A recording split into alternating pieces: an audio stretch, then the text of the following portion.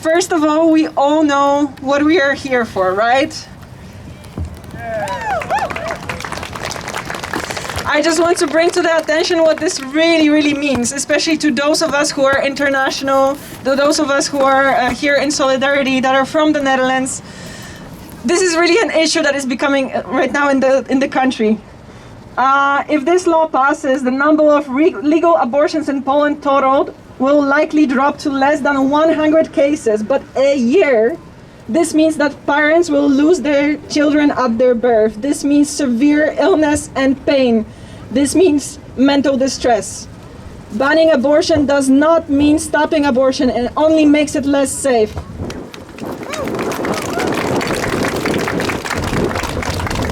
Fuck you, peace. We are here to protest not only for the right to abortion, we are also standing in solidarity with another stigmatized group in Poland, LGBT community, and people with disabilities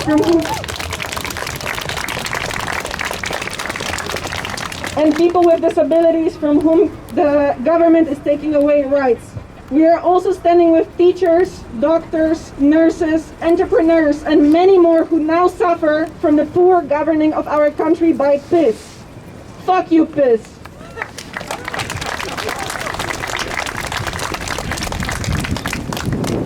Those straight, white, insane men are attacking us. They do not want us to speak. We will gather here and we will show our voice, even under Corona.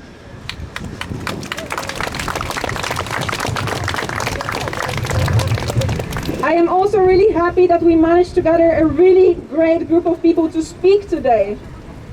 From social impact organizations, through student organizations, to even politicians. Thank you for hearing our voices and thank you for joining us in this fight.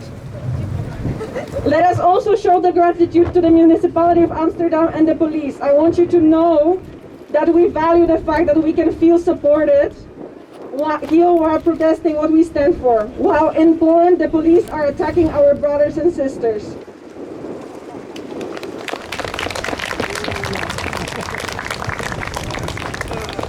On behalf of the organizing team, I would like to thank you all for coming. We are all so grateful to see all your faces here. I'm sure many of us would like to be back home and be able to help our sisters to fight on the streets. I want you to know that they will feel that as we stand here today. 2 days ago, I called with my grandma to wish her a happy 87th birthday. When I told her how many people will be coming today, she started crying. The fact that we are here standing so many miles away from home is really appreciated by those who cannot join the protest at all. So please keep this all in mind and let's protest safely. Once again, wear your masks, keep your distance, don't shout, and jebać peace. And like you, today I showed up. Maybe you are here for yourself. Maybe you are here to support somebody you are with. Maybe you are just here in solidarity with all people in Poland. Maybe you're here for all those reasons. I am the founder of a Dutch organization called Stem op een Vrouw, or Vote for a Woman, and we are trying to get as many girls and women involved and also elected in politics in the Netherlands. And that has everything to do with this. In the year before I started the foundation, I had 2 abortions, safe and legal, here in the Netherlands. Which is perfectly fine and normal.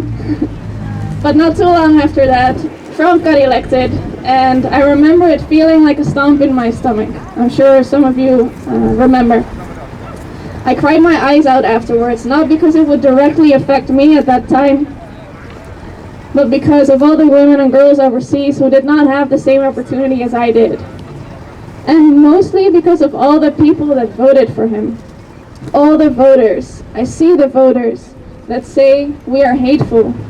We are those hateful people trying to restrict the possibilities and the freedom and self-ownership of women and everybody with a uterus. And I see it as a deeply personal attack, a physical attack on my body and on our bodies. How dare they? And I cannot express enough how important it is that we are here and that we are speaking out. because this is not a discussion. And this is not just happening in Poland. This is something that is happening in every country more and more and more. It's across border. And as long as we keep talking about it and thinking we can reason with people, it'll happen everywhere if you're not very aware. Because this is horrifying and a huge warning sign to all of us.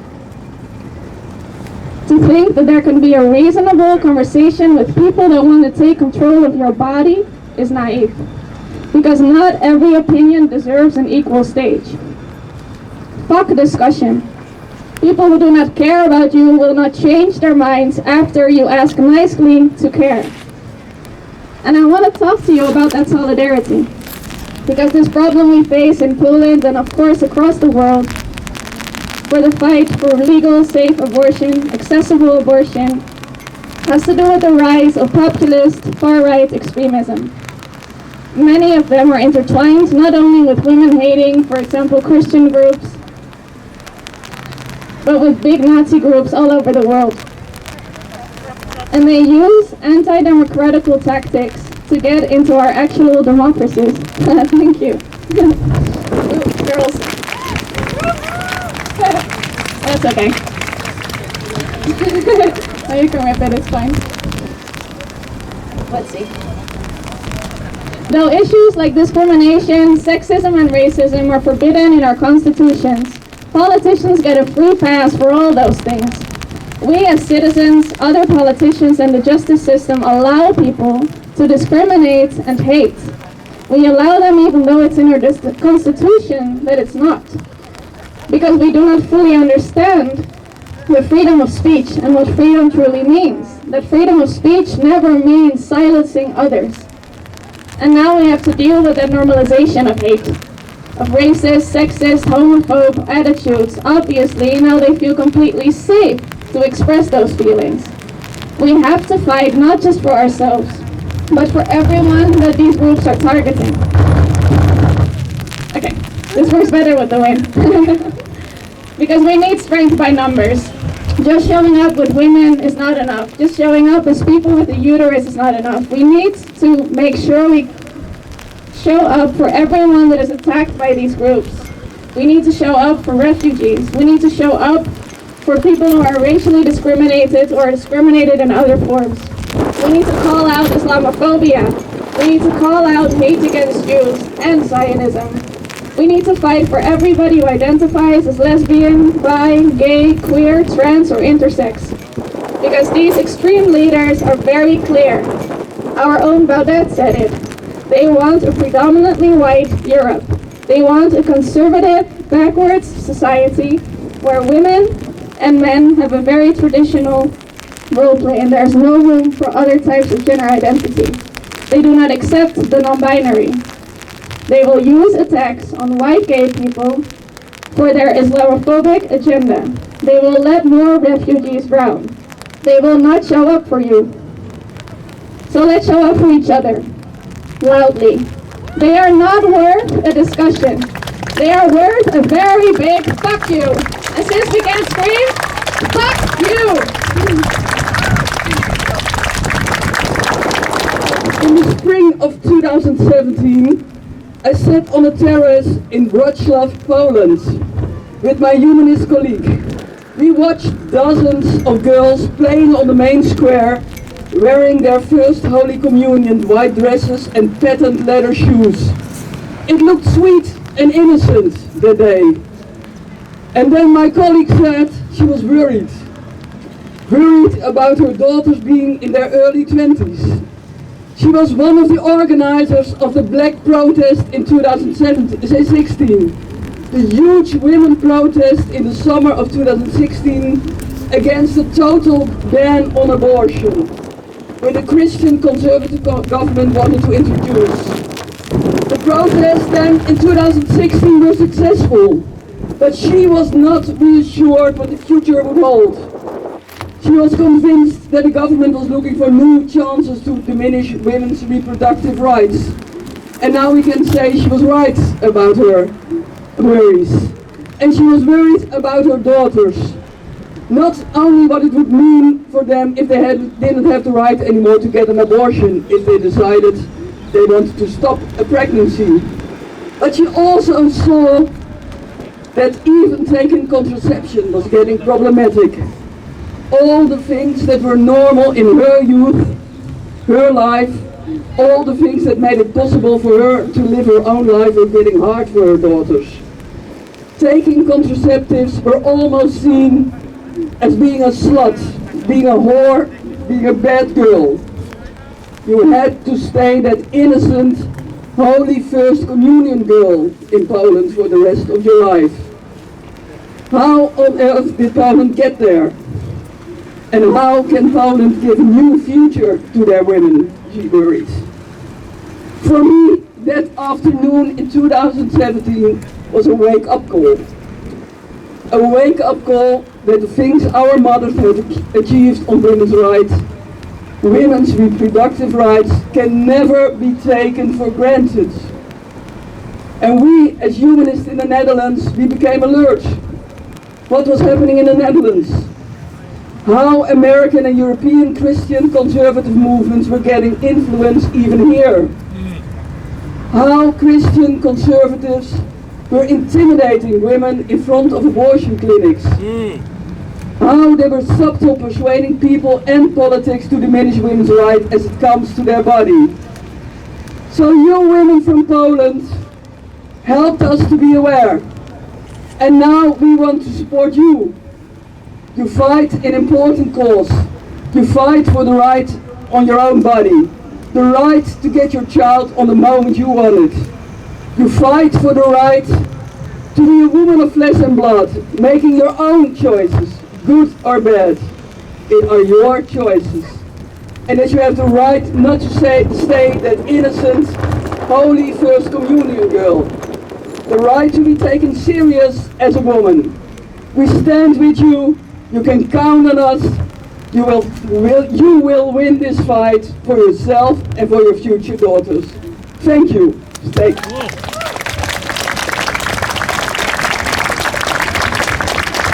We're helping individual people that come from all over the world, and predominantly Poland in the last time, to basically exercise their right to their own body. This is what we're doing.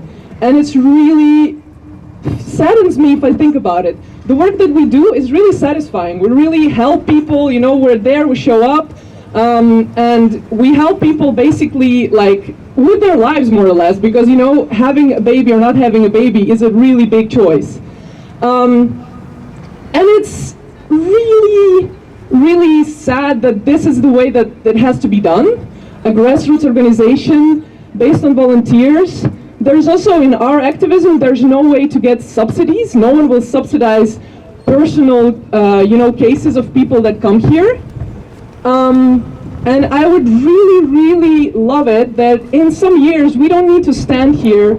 Our organization doesn't exist anymore, and everyone can exercise the right to their own body. Yeah, this is really what I would hope would happen sometime. Meanwhile, I prepared a speech here, but it's like, I feel it's flowing much better without it actually. But what I want to say, I think the important thing is to say is basically that abortion is a medical procedure. You know, it's an essential medical procedure, like pulling out your tooth, or I don't know, like getting a vasectomy, you name it, you know, and it should just be a thing that shouldn't be discussed. It's my body, I decide I want an abortion, I go and get an abortion. Yet this particular essential medical procedure is a topic of discussion and debate and fights all over the world. Everywhere in each country, including the Netherlands, there is some issue with it. In the Netherlands, it's in the criminal code still. There's a 5-day waiting time. The laws here aren't perfect, yet they are a bit better than in a lot of other countries. And basically what's happening is that everywhere else where these laws that are restricting our access to our bodies are a bit worse, come here. And we're not talking only about Poland, but if we go to abortion clinic on a regular day, you will see people from Belgium, France, Germany, everywhere. We've had people from Brazil, from India. It's just, why is it such a big deal? It is really, really like basic human rights, and we should all have access to it. So what I would like to see is basically a world where this changes at some point, where all of us here that come and stand in solidarity with Polish people fight for the right everywhere for abortion on demand. This is what I would like to see. Also, I would like to say that as an organization that is a grassroots organization run by volunteers, we are also dependent basically on money to be able to help every individual person, every person coming here from Poland also, and also of course people that need an abortion for fetal abnormality, which is what has been now banned in Poland. And we would really like you to come and talk to us to see what you can do to help.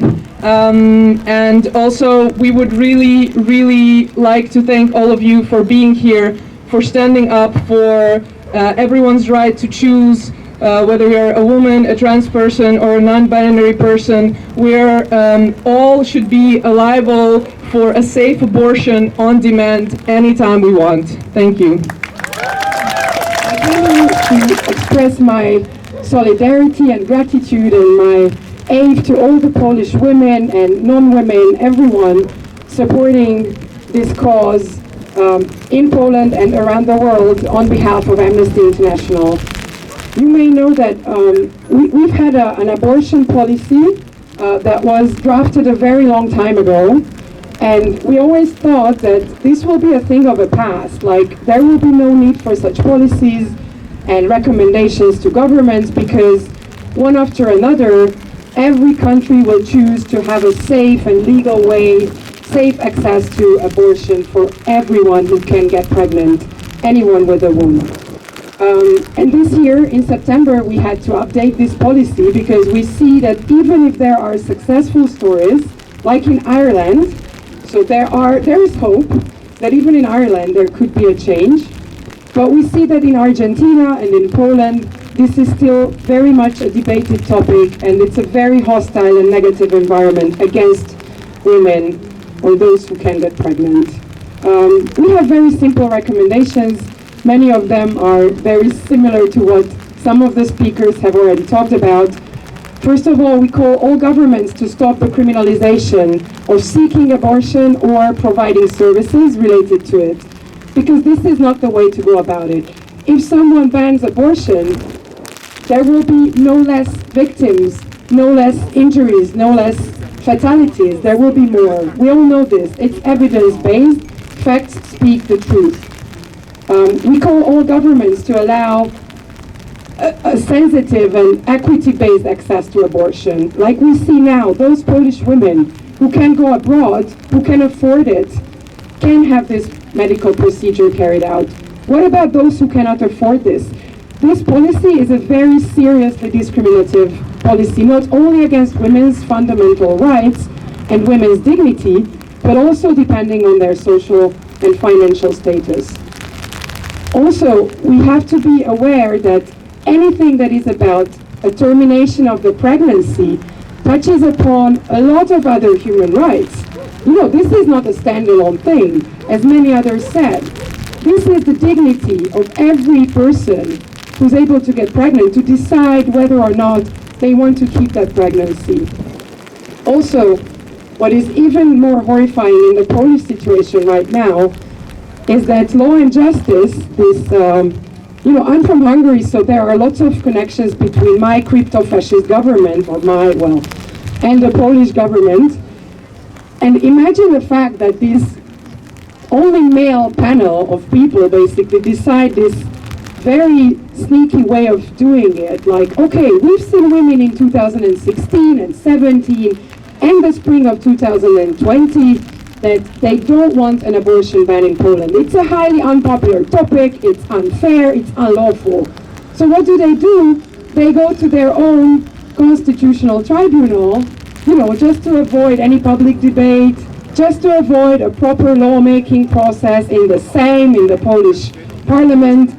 This is the sneakiest way of restricting millions of women's rights in Poland. I think this is also outrageous, and also this is outrageous, so we can clap to show our discontent. But honestly, why is that government so much afraid of Polish women, right? Like, they have done a great job. Honestly, I respect every demonstration in Poland because it's powerful and people have the power. And it's clear that if it would be up to the people of Poland, there wouldn't be an abortion ban, which is a good thing. So they go to the Constitutional Tribunal where they put their loyalists and then they make this puppet show of, this kind of abortion ruling, already the strictest in Europe, is against the Polish constitution. Our very last call with Amnesty International is also a very simple one, but this is very important, that the protection of life starts at birth.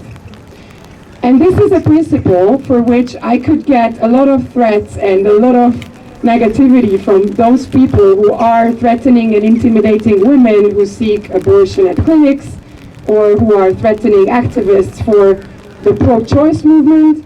But this is a very simple fact of international law, and it's a basic principle.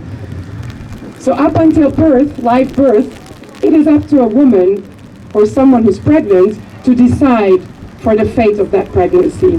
And this is what all men, women, binary, non-binary, trans, anyone has to respect. Thank you. Just one last sentence is that imagine if it was about men. Honestly, if it was a man's privilege to seek abortion, I really don't think that it would be so difficult. It makes me so angry to have to be out fucking talking about abortion again. As mentioned, I'm from Ireland, and for most of my life there was an abortion ban similar to the one that the Polish government is trying to force upon Polish people. Our ban was placed in the Constitution in 1983 by Irish people who actually thought that this was the kindest and most compassionate option, that this was what led to the protection of women, that this was what best protected life. That was a lie. The reality of life under an abortion ban, and in Ireland the only circumstance under which a woman could access an abortion was that if she was in immediate danger of death. What does this actually look like? Well, you don't stop abortions. Irish women never stopped getting abortions. We just forced them onto boats and onto planes to get them, and in doing so, we forced them into shame and into silence. But no more, no more. In 2018, we repealed the 8th Amendment.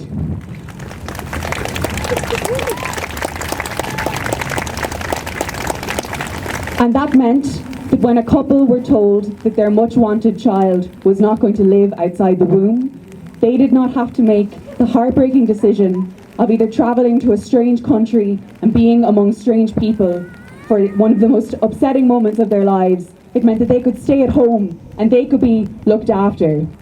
It meant that if you were a victim of rape or assault, that you didn't have to manage to get your thoughts sufficiently together in the immediate aftermath of that kind of trauma and horror, and then get on a plane, probably by yourself, and go to Manchester or Amsterdam or somewhere else because people at home would not take care of you.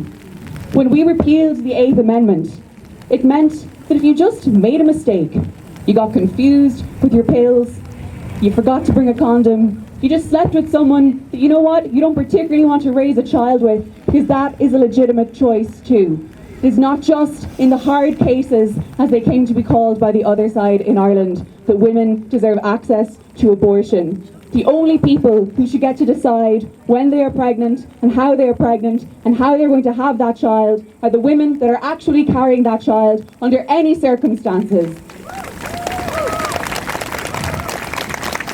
And that was true in Ireland, it is true in Poland, it is true in the Netherlands, It is true in Northern Ireland, where women still can't access abortion, despite the promises of the UK government that they would be able to do so.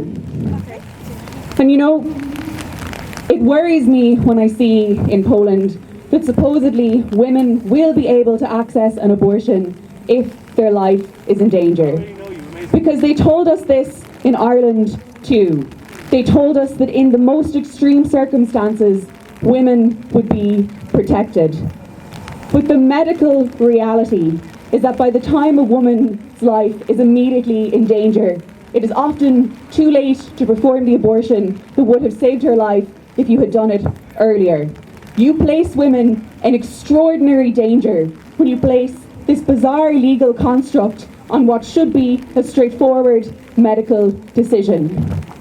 It was this law that led to the death of Savita Halappanavar, a woman whose death galvanised the campaign against the 8th Amendment in Ireland. And I'd like to take a moment to mark, a moment of respect to mark what happened to her in a country that should have taken care of her, that should have put her health first. It shouldn't have come to the death of Savita for the people of Ireland to rally against our unjust laws. And I have to say, it fills my heart with so much pride and rage and love when I see how the people of Poland are resisting this law. It is an inspiration to people across the world that you were here in the rain, that you were out on the streets of Warsaw, that you were fighting against a government that is not fighting for you. Ireland and Poland are quite similar countries in many ways. We both have traditionally been quite Catholic. We have a kind of, interesting, complicated relationship with our biggest neighbours to the east. We know what the tragedy of generational emigration. During the repeal campaign, there was groups established in every city, more or less, in Europe and across America, in Australia, in New Zealand, wherever Irish people had pitched up. If there was an Irish pub there, there was a campaign to repeal the 8th Amendment there too. And I've seen the protests in cities across Europe of Polish people who know that even if you are far from home, the actions of your government still affect you, and you still care, and you still want your country to be better than it currently is. And it will be, because this type of energy cannot be stopped, it cannot be turned around. If we could repeal the 8th Amendment in Ireland, there is no way that the Law and Justice Party are going to be able to pull this over your eyes when you consider how strongly you are already resisting. There are many, I could tell so many stories about the repeal campaign. I could tell so many stories about the bizarre impact that a complete abortion ban has on people growing up in a country with it. I think potentially only in Ireland will you sit around in a classroom at age 14, 15 with your friends as you're just kind of starting to get into the whole kissing boys or girls or whoever you want to be kissing, and it's starting to get a bit exciting, and then you're also starting to worry a little bit about all of the implications of those choices and the knowledge that whatever happens you mightn't get to decide ultimately over your own body. Only in that circumstance would a group of girls, and this happened to me in my friend group, we discussed whether we had enough money left over, all of us together, from what we had been given as presents when we made our first Holy Communions and our confirmations, and we wondered, would that be enough put together to get someone to England if that was something that needed to happen? Think of the weirdness of that. The money that I got from my grandma because I got filled with the Holy Spirit at age 12, would that be enough to get my friend to England if she were in trouble? Are these the kind of conversations the young Polish people are going to have for the next few years? It will not be, and it should not be, and there is absolutely no fucking way the Polish government is going to get to make decisions about your bodies. They are your bodies, and they're your choice.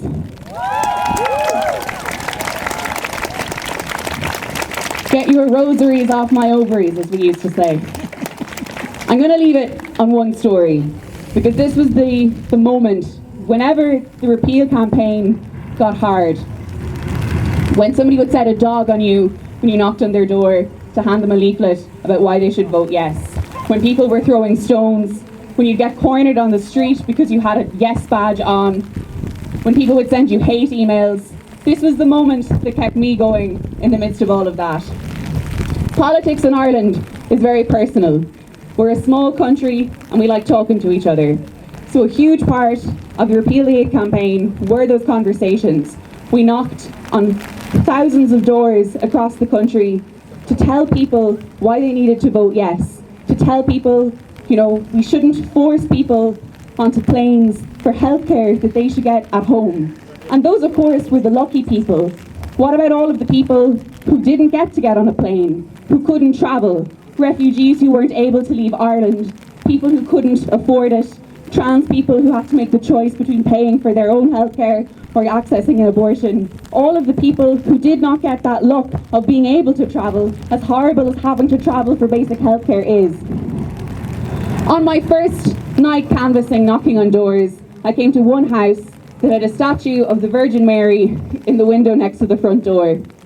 And I thought, this mightn't be the most welcoming of conversations, but we'll give it a go anyway. So I knocked on the door, and this little old lady opened it. She asked me who I was, and I told her that I was Hannah, and that I was campaigning for a yes vote in the campaign to repeal the 8th Amendment. And I told her about how we shouldn't turn our backs on women who need healthcare. We shouldn't make Ryanair an essential part of our healthcare system, that we shouldn't force people into making these terrible choices. And there was a pause, and I thought, oh God, what's she going to say now? And then she took my hand and she said, I agree with you. I travelled for an abortion in the 70s, even before the 8th Amendment was introduced. At the time, my choice was to either marry the man, go into a Magdalen laundry, or travel to England. And my mom arranged for me to travel. And I have never regretted that choice, because I would not have the life that I have had if I hadn't made that journey. I wouldn't have my children, they wouldn't have their grandchildren. Life is more complicated than the other side like to pretend. And then she said, I have never told many of my neighbours this, and I've lived here for 30 years. And here I am telling you, a perfect stranger who just pitched up at my door. It is such a relief to be able to say this and to not feel ashamed. And I thought of that woman every day after. I thought of her on the day that the vote was won, because she was right. Life is more complicated than the pro-life side like to pretend. That is why the only people who should get to make the decisions about how to live their lives are the people who actually have the uteruses inside them. It's my body, it's my choice. Fuck law and justice. And I'm so proud to be here. Thank you very much. Cześć. Poprosiłam od organizatorki o udzielenie mi głosu, za co bardzo dziękuję, jak i za całą organizację tej pikiety. Słuchajcie, przyszłam tutaj, aby okazać swoją solidarność i zaprotestować przeciwko państwu polskiemu. Państwu, które mnie i wszystkie osoby z mężczyznami po prostu zdradziło. Ponieważ sytuacja, którą mamy obecnie, do której doprowadził PiS, była przegięciem i pokazała to skalę protestów na ulicach polskich miast, ale za nami jest 30 lat, kiedy uchwalono haniebne prawo nazywane kompromisem aborcyjnym i kolejne rządy je podtrzymywały. Za nami 30 lat, kiedy instytucja tego państwa nie była w stanie zapewnić kobietom i dzieciom, ofiarom przemocy domowej bezpieczeństwa.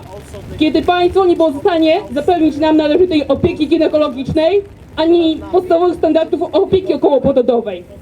Kiedy rozgrywano patriarchatem, kiedy wspierano kulturę gwałtu w imię zasady dziel i rządź. Protestuję, ponieważ wierzę, że ta władza i decyzje dotyczące mojego ciała należą tylko i wyłącznie do mnie.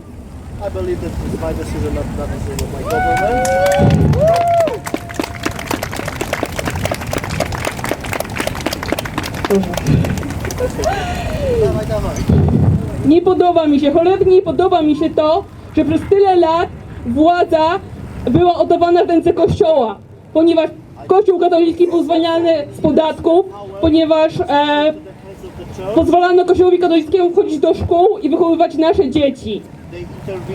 Nie zgadzam się na to wszystko I wierzę, że tylko wspierając się nawzajem, organizując się i pamiętając o sobie, możemy odzyskać władzę nad naszymi ciałami.